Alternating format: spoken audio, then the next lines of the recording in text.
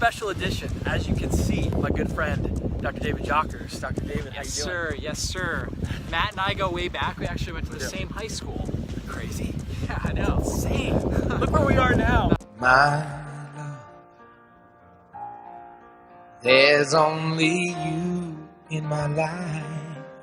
One of the reasons why David and I wanted to make this episode was because of the phenomenal things that Dr. Jockers is doing in the world today when it comes to the ketogenic diet. I just gotta give David a little intro. He has created over 6 online programs. He runs one of the most successful health clinics in the US. He's a dedicated father, dedicated husband, and a friend of mine since high school. So David, thanks for walking on the beach with me today.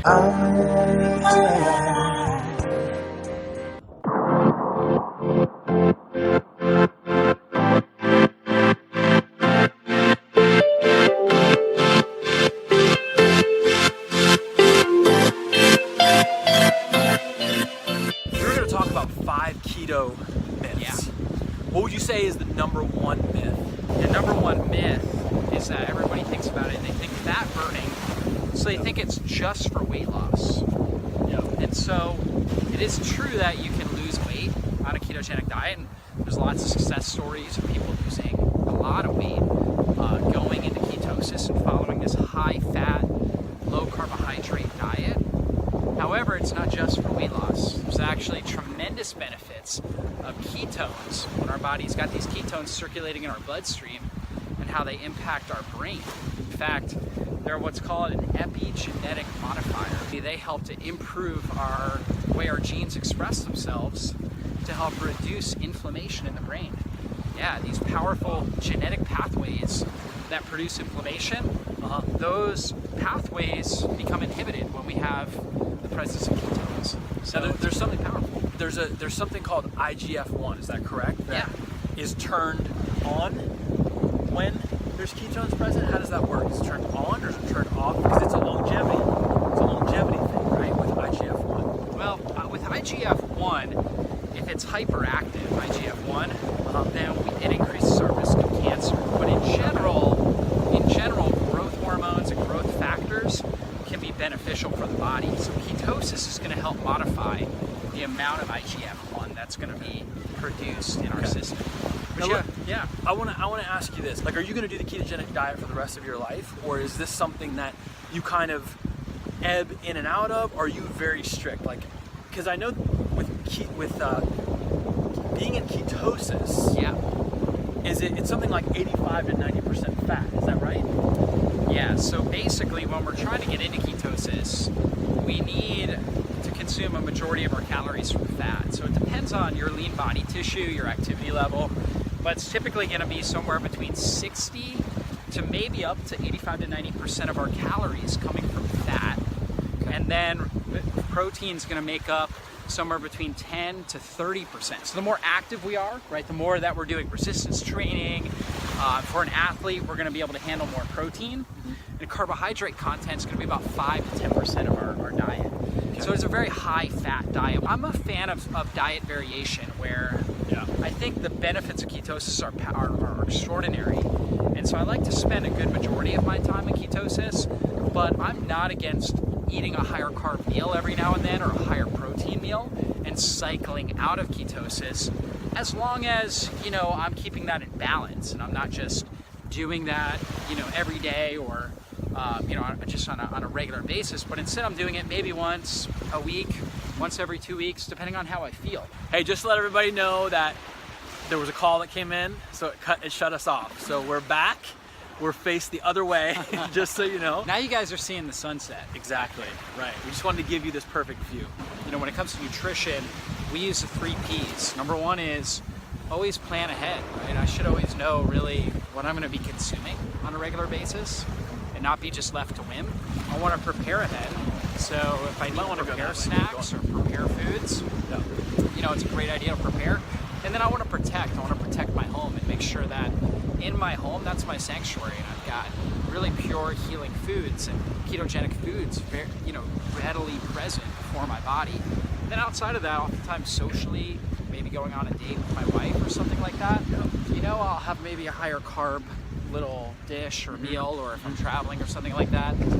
But listening to my body and knowing, hey, when is it time? When is the appropriate time for me to fast? Yeah. To stay away from food, to go real low carb, and when it's appropriate to cycle out. Yeah. Yeah. So one of the things that is interesting, I had Andy Galpin on the show. He was talking about how when someone's working out, carbohydrate is right there at the muscle to facilitate energy, whereas ketones have to flow through the blood and get to the area. And obviously, you know, if you're not like going after like gaining huge amounts of muscle and like being this crazy athlete that's doing Ironmans and things, you wouldn't necessarily be concerned with the timing of all these things. But like when it comes to building muscle for someone, do you think that's important? Ketosis actually has a great benefit on preserving lean body tissue. When our body's using ketones, when they're elevated in the bloodstream and insulin is low, we have higher levels of circulating leucine. And leucine is a branched chain amino acid that helps preserve lean body tissue. The body doesn't want us to get weak. Yeah. So you think about our ancestors, when they would go into ketosis, it would typically be times of famine, when food wasn't around. Okay, so you think if they went out to go hunting or something like that, and let's say they didn't get a kill for a few days, and they had very little to eat, it wasn't like their body got weak, or else they wouldn't survive. Right. Their body actually got stronger during that period of time. They became, in a sense, more driven. They had higher levels of energy, mental clarity. Why? Because this is a survival instinct. These ketones helped fuel really, really good energy, really good brain function, so they could actually go out and perform and kill whatever animal or find food wherever it was, so they could survive. The species could survive. So this is really what our ancestors did. And so essentially this isn't a new diet, right? Because our ancestors have new, exactly. Right? But we just labeled it. That's right. That's Gotcha. right. It's really not a new diet. It's really, in a sense, a fasting mimicking diet, because our ancestors basically ran off ketones. They had this metabolic flexibility to switch between burning glucose and burning ketones, primarily when they fasted. And they either fasted because they didn't have food available, and then in many different religions and cultures, fasting was just a way of life. It was something that they regularly did.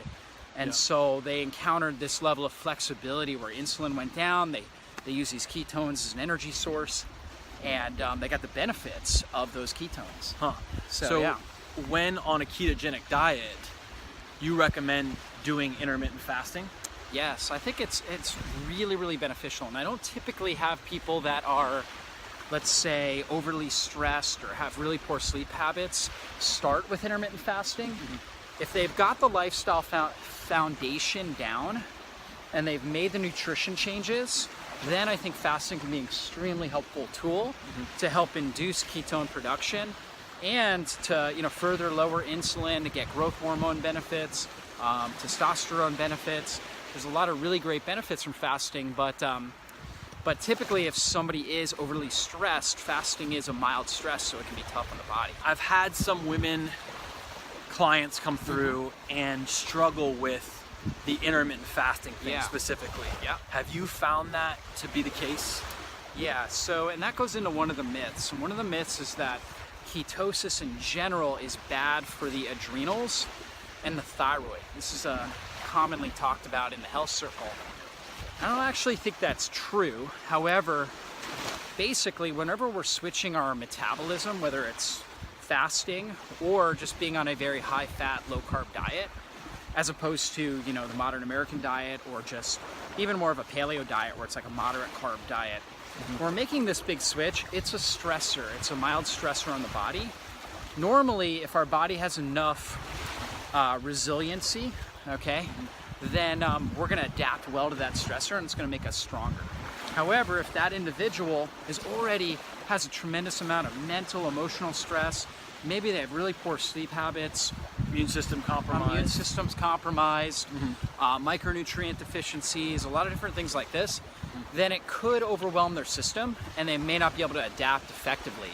So these people, I like to gradually move them. So it's a gentle keto adaptation where we start by just looking at the amount of carbohydrates they're consuming in a typical day. And we'll start by just cutting it in half Yeah. and see how their body responds. And we'll do that for the first 2 weeks. Just see how their body responds. And if they're responding favorably, they feel better, they have reduced inflammation, they're responding better, then we might reduce it in half again, right? We might just cut it in half and kind of move their body and start to build the metabolic machinery to be good, because the body's got to adapt to using these ketones and burning fat, and it takes time, okay? Just like learning how to ride a bike or learning how to exercise. If we based our whole, if we based the benefits of exercise off our first exercise experience, nobody would be exercising, right? Because we were super sore, we felt terrible, but we understand in our society exercise is beneficial. Well, it's kind of the same thing here. Sometimes we just need to gradually move into it, and it's really the same thing with fasting. You might need to just gradually move into it. I'll have people start with a simple fast, which is 12 hours between dinner and breakfast, and start their day by drinking a lot of water. 8 to 16 ounces of water in the morning. All of us are Before dehydrated. anything. Yeah. Water before anything. Exactly, because we're all dehydrated when we wake up. When we're breathing at night, we're losing water vapor. And so we need to start with hydration. Most people, they don't think about drinking a lot of water first thing in the morning. Most people are running to coffee or a stimulant, which is more of a diuretic. Right. And so we got to get that water in. So that's the best way to start. And then maybe see if you want to go up to like a 14 hours between dinner and breakfast. Okay. All right. So And see how your body responds. gradual progression. Gradual progression, exactly. Let's talk about another myth. What's another myth? Another myth is that the ketogenic diet is an all meat diet. So there's a lot of people that think it's like eating bacon and eggs all day long. It's modified Atkins compared to ketogenic. Right. So Ketogenic diet. Exactly. So modified Atkins in general. Watch that massive hole, by the way. A little bit of a hole there. That's right. So modified Atkins diet, that would have been hilarious. And he's gone. We're going to keep walking.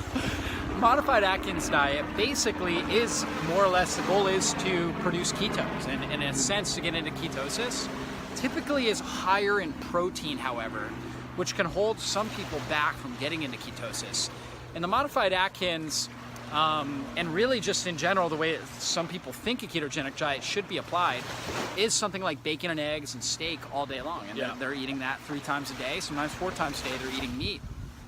And for many people, they can get into ketosis because these are higher fat foods, especially if they're getting the real fatty cuts. However, it's not how I recommend getting into ketosis. So I think that meat has the right type of meat, grass-fed, organic, sustainably raised animal products have tremendous amount of nutrient density, incredible health benefits to us, but they're also very stressful on the digestive tract. It takes a lot of digestive juices, a lot of stomach acid, bile, pancreatic enzymes to break them down. And most of us, we're just eating on the go all the time. And when we're doing that, we're actually overstressing our gut. So the good thing is we actually can find a lot of healthy fats and ketogenic approved foods in plants. Things like avocados, olives, olive oil. These things are great. We have nuts, macadamia nuts are great, pecans. And then you can do a lot of non-starchy vegetables. I'm really a big fan of a micronutrient-rich ketogenic diet. So, and when you say that, we can turn this way. When you say that, you're talking about variation in foods and the nutrients that come from them. Yeah, absolutely. And really, we not necessarily supplementation. Or are you saying supplementation is involved? Well, you definitely can do supplementation, but you can actually get into ketosis and follow this without taking a supplement. So really, we want to focus on real foods. And I'm a fan of actually doing a lot of liquid nutrition. Like, for example, for me, I typically do 2 meals a day. And so my first meal is usually somewhere between 12 o'clock and 3 o'clock, depending on how long I want to fast. And I'm doing something like coconut milk or sometimes raw grass-fed milk. And I usually put an avocado in so I make this keto smoothie. I put an avocado in there. I use this keto protein powder that has got like MCT oil. It's a bone broth protein. What do you use? What protein powder do you use? Yeah, I like the keto protein from Ancient Nutrition. It's really good. So basically, I'll put that in there, blend that up. And that liquid nutrition, the blender's already done the work of the digestive system. So it's really easy on my body. So it's very easy to assimilate. It's very non-stressful for my system. And then I typically am doing on most days, not all the time, but 1 solid food meal a day. And that's my meal where I have meat. So I might have grass-fed beef or lamb or something like that, wild-caught fish, but I've got a lot of vegetables. So broccoli, cauliflower, asparagus, things like that, steamed or sauteed. I'm putting grass-fed butter on there, maybe olive oil, maybe avocado or olives. I'm trying to get a lot of these really healthy, trace mineral-rich foods. Usually I'm using an herb mix that's got things like basil, oregano, thyme, kelp in it, so sea vegetable. So I'm trying to get a lot of these micronutrient-rich, trace mineral-rich foods into my diet. And you know what? Tastes amazing. Yeah. Tastes absolutely amazing. So now, do you try and incorporate smoothies every day? Do you go off of smoothies sometimes and just try to do whole food? What's your regimen there? So, you know, I pretty much, if I'm able to control my environment with food, I prefer doing the smoothies. The reason why is I just feel like they go down so easy right on my system. And when I put the avocado in there, avocados, believe it or not, one avocado has as much fiber as 2 cups of oatmeal. That's crazy. I heard that the other day. Exactly. That's insane. It's, yeah. So people think, well, cool on a fact. ketogenic diet, you don't get enough fiber. Or if you're eating this high-fat diet, how do you get the fiber? Well, avocados have tons of fiber.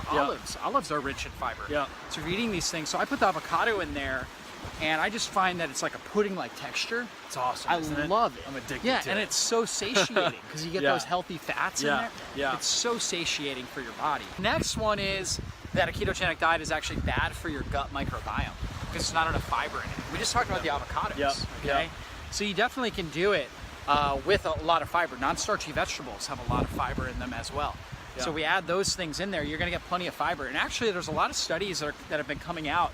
There is a study in the Frontiers of Microbiology in July 2017 where they actually took a whole bunch of people, I think it was 25 people with MS, multiple sclerosis, which is an autoimmune disease, okay? And they looked at their gut microbiota, and they looked at, like, for example, short-chain fatty acid production, which is short-chain fatty acids are what our good healthy gut bacteria produce, and they reduce inflammation in our body. And they put 10 of these people on, so basically they found that the individuals with MS had really low short-chain fatty acid production, and they looked at 35 different bacterial species, and they found that basically they had a condition called dysbiosis, right? A whole bunch of bad microbes that were taking more nutrition out of their body and actually pooping out inflammation and waste. They're actually causing problems. They're pooping toxins into their system. Whereas good bacteria eat toxins, so they eat pesticides, good bacteria, and then they actually produce, as a byproduct, B vitamins, all kinds of really powerful stuff, short-chain fatty acids. So the people with MS, they weren't able to do that. They had a bad ratio of bacteria. They went on a ketogenic diet. They took 10 of them. They followed this ketogenic diet, and in 6 months, so every month they were checking, they were doing a stool analysis on them. Within 6 months, they had normalized their gut bacteria. Wow. Yeah, isn't that powerful? That is really powerful. And they took a group of kids, another study just came out, 2017. We'll try to include that research in the show notes. I'll send that link. So another study, this was World Journal of Gastroenterology. This was September 2017. They took this group of epileptic kids, and really, ketogenic diet has been used since the 1920s for epilepsy. Oh, I didn't know that. Yes, 1920s. Wow. Medically, for epileptic kids was the only thing that actually was good at very high fat. Yes. Like 30% protein, 5% carbs. For kids with epilepsy or seizure disorders, actually they would get it up like 85% fat, 10% protein, 5% carb. Okay. It was like super high fat. Now, is there a risk for kidney stones with something like that? Doing something like that with children? You know, that's a really good question. Actually, believe it or not, in a ketogenic diet, there's not a high risk of kidney stones. Kidney stones are related more to poor oxalate. The most common kidney stone is a calcium oxalate stone. Yeah. And that has to do with poor oxalate metabolism, which is really a different topic, but that has to do with yeast. Yeast produce oxalates, antibiotics, because they destroy oxalobacter, which is a type of bacteria that eats oxalates in your gut. Has to do with low B6 levels and low thiamine, low B1. These are the main factors with oxalates. However, when we look at this, what they did was we've known for years that a ketogenic diet is really powerful for epileptic kids, people with seizure disorders. What we didn't understand was, does the gut have something to do with that? because we know ketones are neuroprotective and they reduce the neuroinflammasome in the brain. So we could theoretically say, well, it's because it reduces inflammation in the brain. But what they did in this study was they took these kids, they looked at their gut microbiome, and they broke down the different species of bacteria, and they found again that these kids compared to normal, a normal group of kids that didn't have seizure disorders, they had much higher levels of proteobacteria, which are things like E. coli, salmonella, these different pathogens that were associated with. 25% of their gut bacteria was this type of proteobacteria. Wow. Okay? And they had very low levels of bacteroides.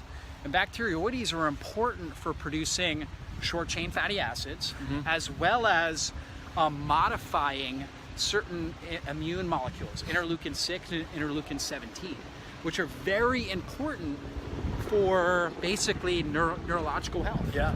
Okay. Fighting off Alzheimer's, That's dementia, right. things like That's that. right. Wow.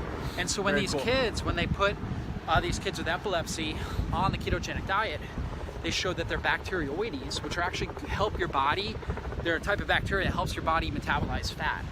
Over a period of time, that the bacteroides levels went up. There was better modification of this interleukin-6 and interleukin-17, reducing inflammation at the neuronal level. Right? Isn't that powerful? Yeah, it is. Yeah. And so, were these young kids, like 6, 7? Like what were, do you know the average age? they were 10 or younger, so there's a range, So would you say that there's no risk associated with putting kids on a ketogenic diet? In general, you always want a well-formulated ketogenic diet.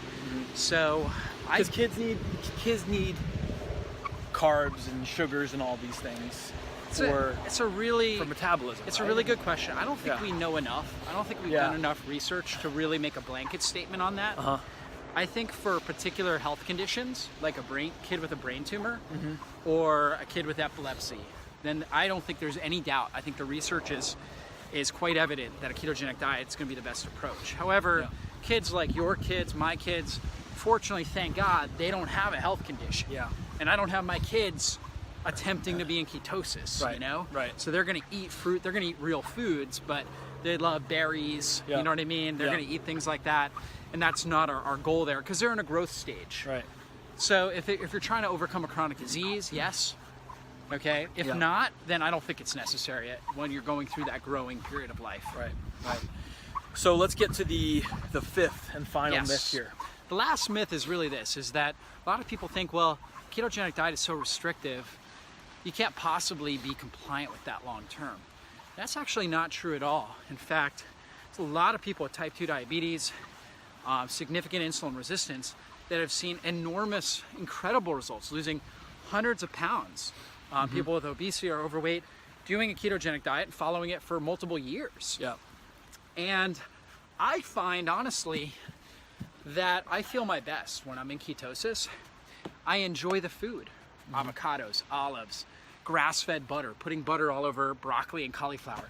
I really thoroughly enjoy the foods, and I really don't miss the higher carbohydrate types of foods that I used to love. Yeah. And this is a common thing that many people who go on a ketogenic diet experience, that they no longer have the constant hunger. In fact, many people tell me they're not even hungry anymore. They have to remind themselves to eat, and they no longer have cravings. Yeah. And so you lose that emotional addiction to many of the common foods that we've, in a sense, have almost run our lives for so long. Yeah. And so I actually think, compared to all the other diets that are out there, the vegan diet, low fat diet, high protein diets, I actually think the ketogenic diet, a well-formulated ketogenic diet that's full of trace minerals, micronutrients, and if you have the right support structure, other people that are doing it, or if you're in an online community of people that are doing something like this, and you've got the right encouragement, I think it's much easier to follow this and to keep it a sustainable part of your life for as long as you want to. I think everything we've talked about is so powerful, and I think you've really exposed and kind of unveiled some of those things, some fears that people have. And one last thing that I want to ask you, if someone wants to learn more about you, the information that you're giving. I mean, if you go online, by the way, and you look at this guy's articles, He literally gives you A to Z. It's some of the most amazing articles you'll see on drjockers.com. Dr. Jockers, right? yeah. So drjockers.com. Is there anywhere else that they can go to find out? Actually, you know, I don't know when you're listening to this, but May 7th, 2018, we kick off the Keto Edge Summit. So I actually interviewed 32 experts in the ketogenic diet and lifestyle. And we really went through everything from brain health to gut health to heart health to all these different factors, how ketosis affects cholesterol levels, and how to really put it into action and apply it for success. Yeah. And so that's going to kick off. It's free. Cool. May 7th, and I know May you'll 7th. have a link to that. Link to so the show. Keto Edge Summit. Nice. Awesome, man. Well, hey, Dr. Jockers, thanks for spending time with us Yes. on the beach. Wish all of you out there could be here. But till next time, we'll see you then.